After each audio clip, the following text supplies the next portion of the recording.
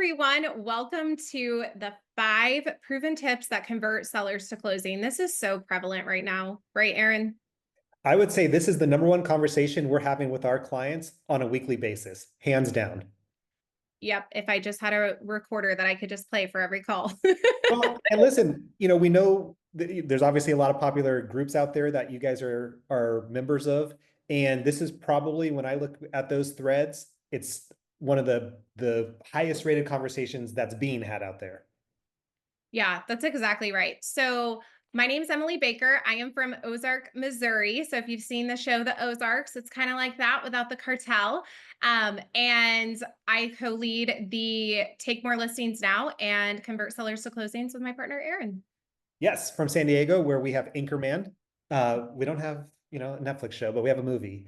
And so, Emily, we're going to go a little bit fast and furious today because we do have a lot we want to share, a lot we want to cover, and we're excited about the topic. Is that cool with everybody?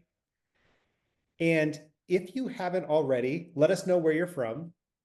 By the way, you never know who might see that has a referral for you. And also, if we could put our Facebook group, the Mega Listing Agent, a lot of what we're going to cover today and in our courses, we've got some snippets in there where we go a little bit deeper, and you might want to check it out there. As always, we wouldn't be doing our job if we didn't remind everyone in their business to make sure we're following the TCPA and the do not call protocols. We want to be running a business that is in compliance. And so, should we jump into it, Emily? Let's jump in. Awesome. So, number one is the listing consultation that converts. What do you mean by that?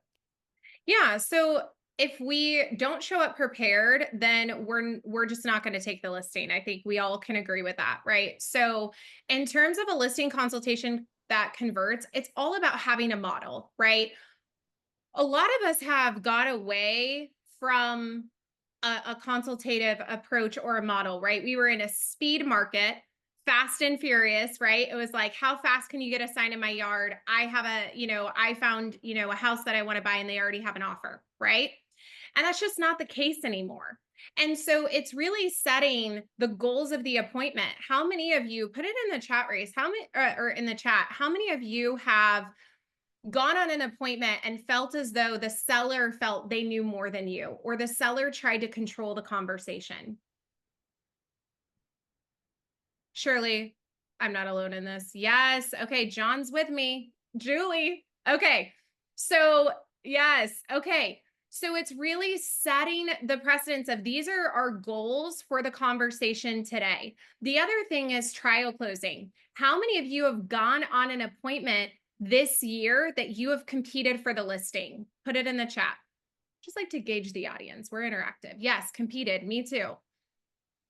Okay. Yes. So in terms of when the competition's fierce, right? We've got to be really clear on a few things. Our unique value proposition, right? Why would the seller choose you? Because a lot of times what we hear is, Erin, y'all sound so great, or you all do similar things, right?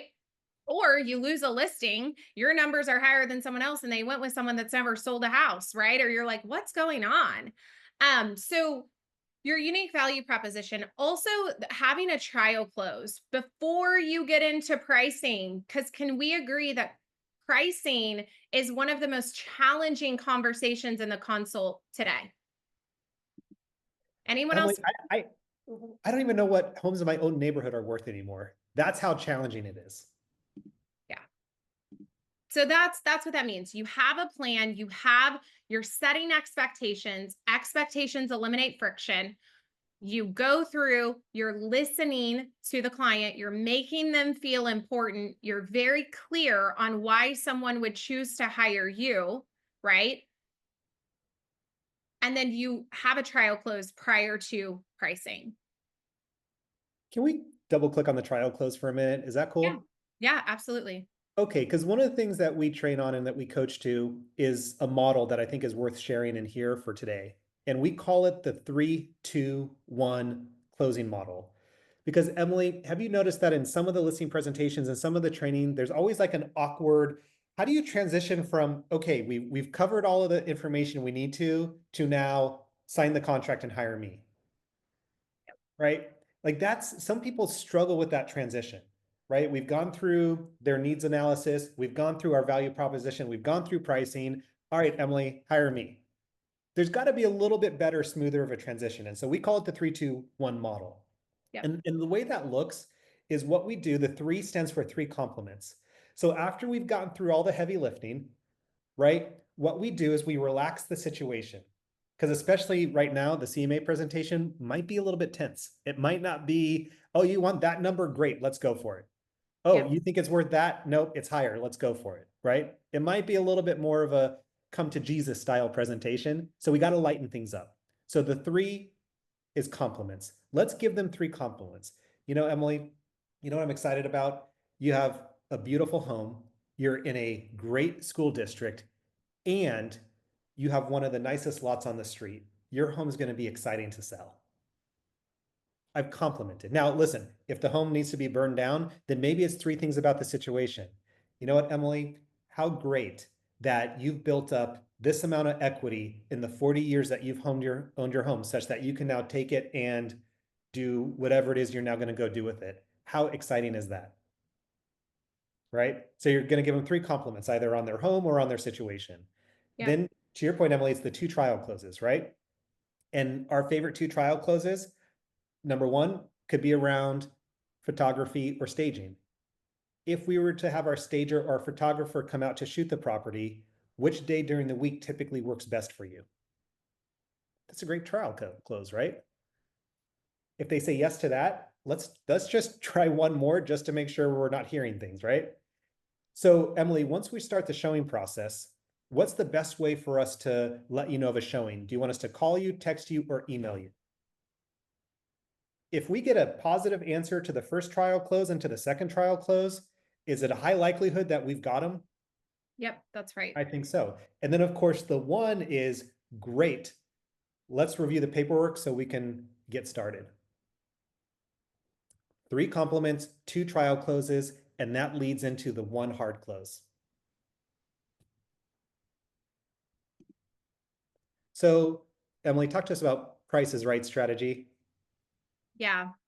Pricing's big out there. So pricing it right is a lot of us right now, like Aaron said, like I don't even know what a house is worth in my neighborhood, right? A lot of us right now are utilizing data. We're comping off of other active properties that are sitting in the market, right? We're comping not ahead of the market, but to the market around overpriced properties. And so what's really important is a few things that you can do, right, tactically. When you're pulling comps, if there's a property that's under contract that shows up, call the agent, ask about their activity, ask if they received multiple offers, right? Ask that. Appraisers are doing that right now. I just had a client today say that they're getting 3 to 4 appraiser calls per week. Meaning their appraiser's calling saying, "Hey, I know you can't give me the number, but did it go above?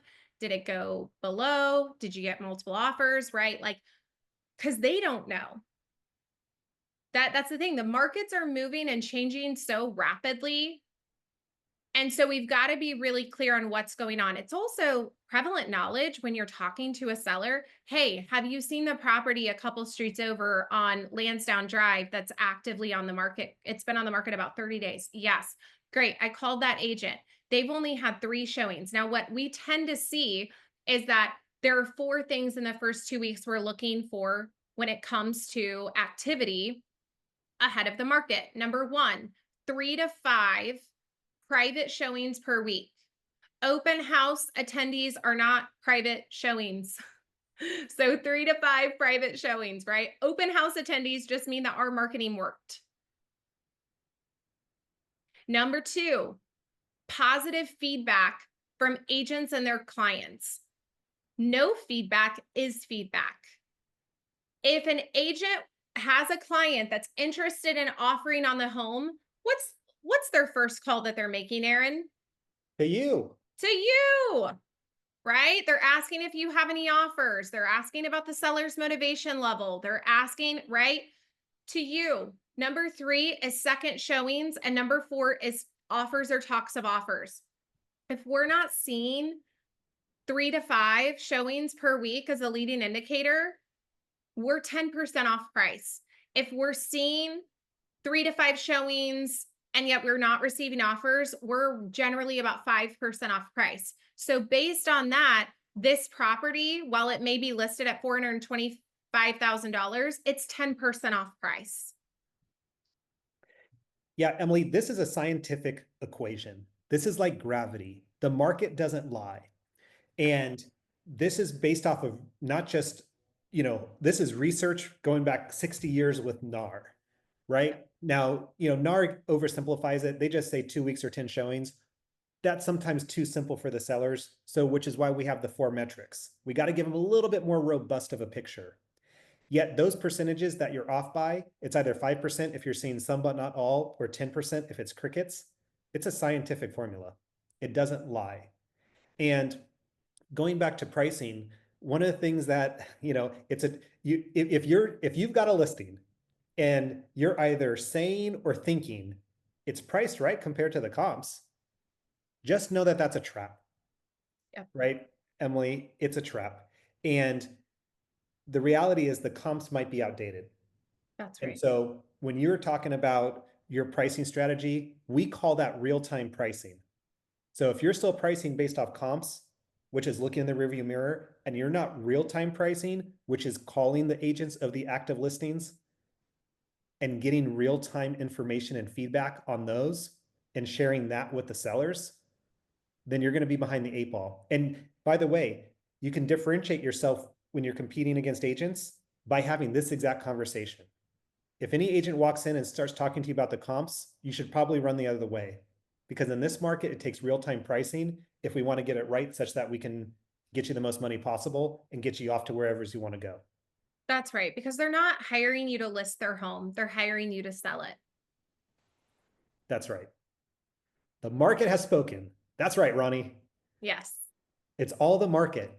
And what those metrics do is it takes all the pressure off of you, right? The biggest challenge that agents have is when they try and own the market. No, the market's going to tell us based off of these 4 metrics. And when we're delivering that feedback, here's what the market has said. And based on what the market has said, here's the percentage we know we need to adjust such that we can now get you sold. Makes it so much easier. Would you agree? 100%. Objections. Whew, objections. There are so many. I feel like a few weeks ago, I got hit with every objection in the book at an appointment. Oh my goodness. I was telling Aaron, I was like, every single appointment or every single objection that you could ever think of, I literally got hit with. Um, they are so prevalent right now. Sellers want to make the right decision. They want to be confident in the decision that they're making, right? So some of the common objections that we're seeing is compensation, right? Compensation in the absence of value, it's always a compensation conversation, right? So again, that's just going clear back to your value proposition. The other one that we're seeing as I'm interviewing multiple agents, so differentiating yourself, going back to that value proposition. Another one is this is one. I'm not sure if right now is the time to sell, or I don't think it's a good time to sell. Who's gotten that one recently? Put it in the chat if you've gotten that one. Yeah, I've got that too. And Yes. remember, sometimes that's not even an objection. Objection is just a question. Sometimes they just literally need your input on are they making the right decision or not? Yeah. So I will say our consultation, Aaron, in terms of the listing consultation, that we go through with market data, it is the number one feedback that we've got from all of our trainings that has made the biggest impact on getting the listing signed and creating urgency with the sellers. It's macro market data, so national data, local data, which is your MLS data, to the hyper local data, which is their target market. So when you go through that in a consultation, national, local, and you tell the story and they're authoring what you are sharing. We don't have time to go through it today. And yet that is, it eliminates that entire objection. Would you agree, Aaron? Oh, hands down, hands down. And if we go back, and John, I see yours, I can't find a replacement home. I love that one. Yep. Yet, Emily, if we go back through the big ones, which is compensation, right? We're interviewing other agents. Mhm. right? Is now the right time, or there's nothing out there for me. When we go back through those, if we go to we don't have time today to run through all of them, but I want to give you a little snippet on each one of them, Yep. something to think about. So when there's when there's a compensation question, right? Or they're comparing us or pushing on us to, make an adjustment to our compensation. And again, there is no standard compensation out there, right? Everyone Yep. can negotiate and choose. We Right. gotta we gotta make that disclosure. I always love to make the point that I can appreciate that, Mr. and Mrs. Seller. And can I share with you how trying to save that 1 or 2% upfront will end up costing you 3 to 5% in the long run? Can I share with you how trying to save that 1 or 2% upfront will end up costing you 3 to 5% in the long run? That's the immediate thing that should come out of your mouth, Yep. right? Now, when it comes to multiple agents, this is the one that agents are afraid to ask. Hey, and by the way, should you ever walk into an appointment where you don't know who the competition is or get surprised by the fact that they're interviewing other agents? No. No, we have to assume that they're interviewing other agents. So we should absolutely, in our pre-qualifying conversation before heading out there, asking the question, besides myself, will you be interviewing any other agents? And if so, who? Right? And oftentimes sellers might push back on us, right? Well, yeah, but I don't feel comfortable sharing that information. Hey, I can certainly appreciate that. And the reason why I'm asking is because as agents, there's a lot of things that we do that are very similar. And what I find is it's actually more beneficial for us, instead of showing up and talking to you about the same things you might have already heard, is that to help you make the best decision, would it be okay if I show up and talk to you about what makes us different from the other agents you're interviewing? Would that be helpful?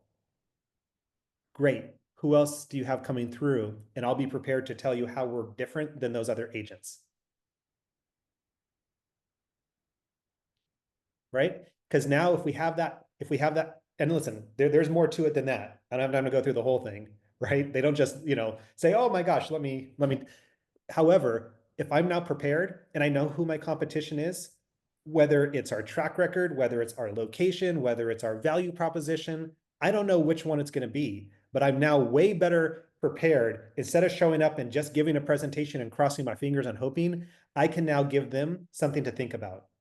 Because Emily, one thing that we've learned over the thousands of appointments that we've been on is that at the end of the day, no matter how great you are, no matter how experienced you are versus your competition, the seller is always left with, they all sound so great, and it becomes a crapshoot. Unless we can help them make a decision, which is the whole reason why they're interviewing. They're interviewing because they want to choose the best agent, yet no one is actually helping them choose the best agent. They're just presenting information. That's So right. Yeah. anyway, And on the objection that we're hearing in terms of, is now the right time? One of the simple questions, we don't have time to go through the market data, and yet one of the simple questions that I ask sellers is, you know, Mr. and Mrs. Seller, I can appreciate that, and yet the market does cycle every 7 to 10 years, and we're on the beginning of the cycle shift. So, are you willing to hold on to the property for the next 7 years? and then using data to back that up, correct? Yep. Yeah, Yeah. which we don't have time to go over today, but yes. So what's all right? This is the listing launching plan as a fancy way of saying what? Yeah, it's just your marketing plan, getting Yeah. it on the market, right? Its preparation is key. Right now with it listing inventory up, right? We have more listings on the market than we've had in years. At the end of the day, it's more competitive out there. And the things that matter didn't matter a few years ago, right? And some of us, if you haven't been in real estate for longer than 5 to 7 years, you may not know. And that's okay, right? Like different markets, different times, different opportunities to learn and lean in. But what matters, right? Condition matters. We know that a home is priced based off of the market, their location, and their condition. Their condition absolutely matters, especially when there's more options. How do you run a listing marketing plan that attracts another seller? So you can replace the sign in the yard with another sign, like that same sign into another yard, right? What are the things that matter in marketing? How many of you have had a seller say, well, what are you doing to market my home? Or if it's an expired, they like to ask the question, well, what are you going to do different? What are you going to do different? That's exactly right. Everything. That's why we should meet. Yeah. And that's the answer. Yeah. Or my favorite answer, Emily, was get your home sold.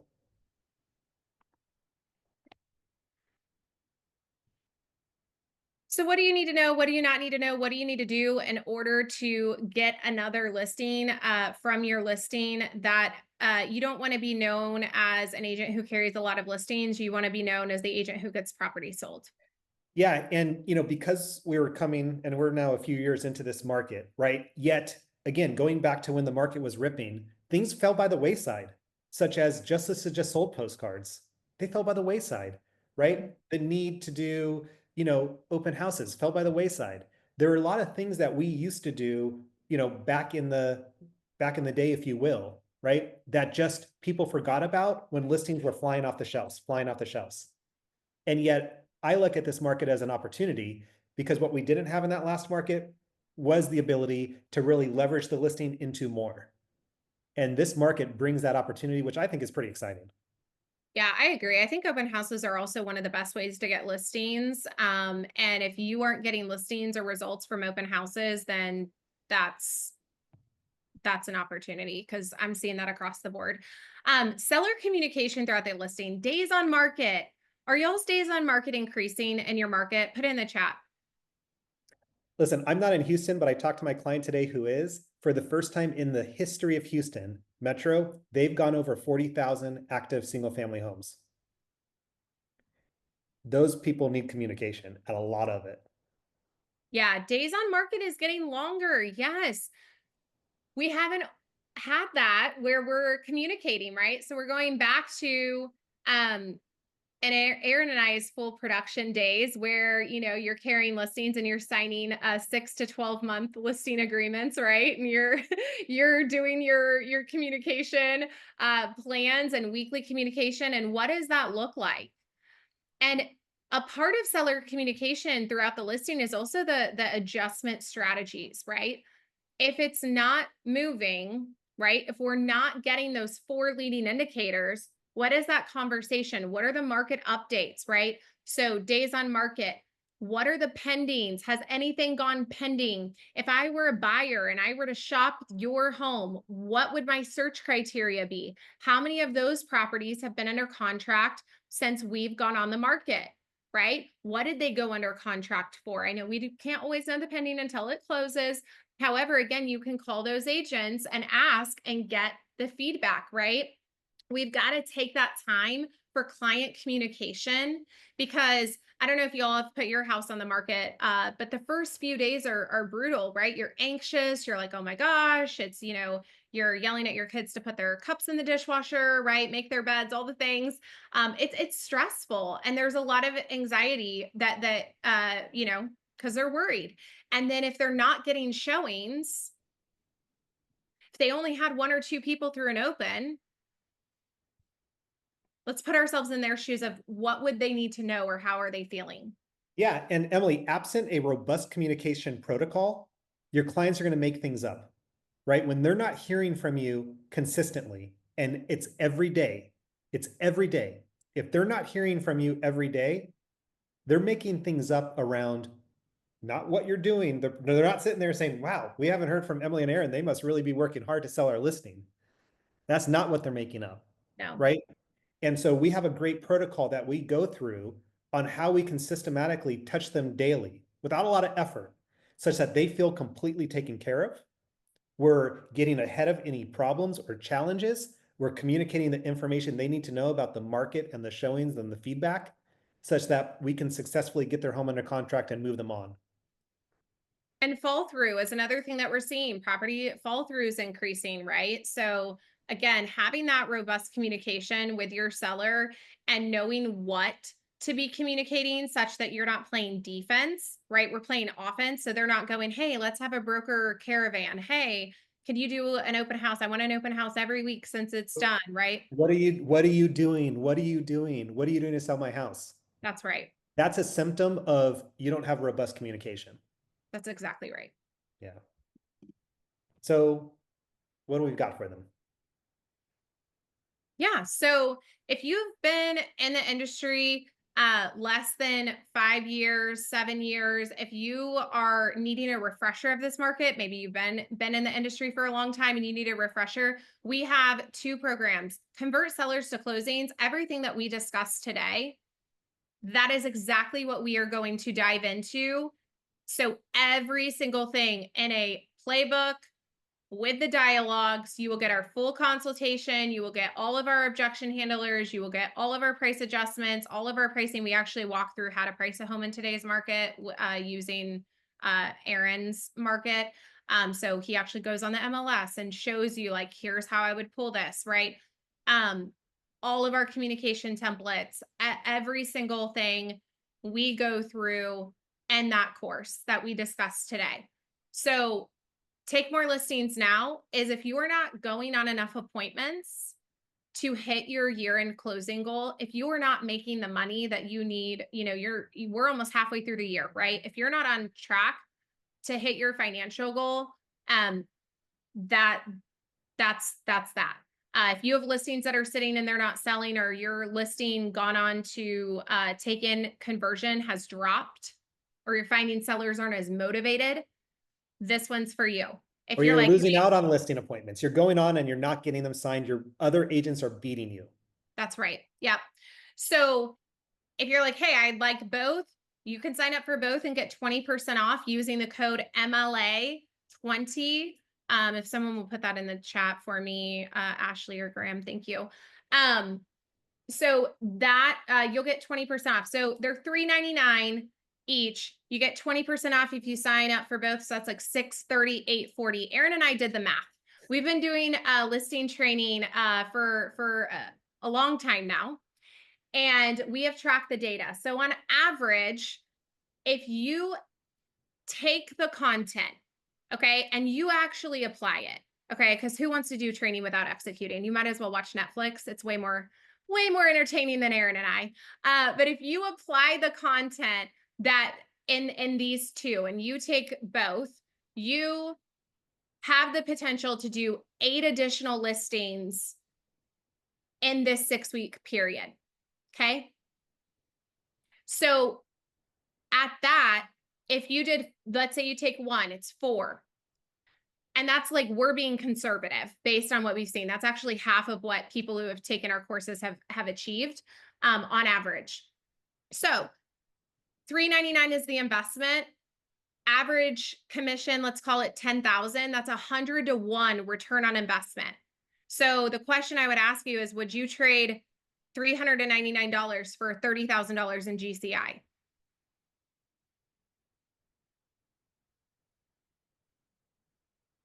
Or $638 for 60,000 in GCI? Yes, Nancy, we do run through the CMA process on that. So if nothing changes, Aaron, nothing changes. The market is changing, and we are either going to invest in ourselves and we're going to take action, because these, this market, this is the time. I'm seeing it. Aaron's seeing it in our rosters. Our clients are taking their unfair share. The markets are changing. We had a team, we co-coached together, a team. They took 41 listings last month. Just a few listing agents too, not like 20 listing agents doing that. And yes, these are separated. However, we have adjusted it and enhanced it based on the shifting market. So if you've taken one of our trainings in the past, this is going to be, I think it's going to be quite a bit different. Okay. This is primarily hyper-focused in this market that we are in. And yes, it is 2 payments. So it's 2 payments. So the first payment is billed, and then the next month, the next payment is billed. So it's not an all at once fee either. All right, Emily, we've hit the end of the road time-wise. We appreciate you guys. Check us out in the Mega Listing Agent Facebook group also, where we got more information, and we will see you on the call. See you, everybody. Bye. Bye, everyone.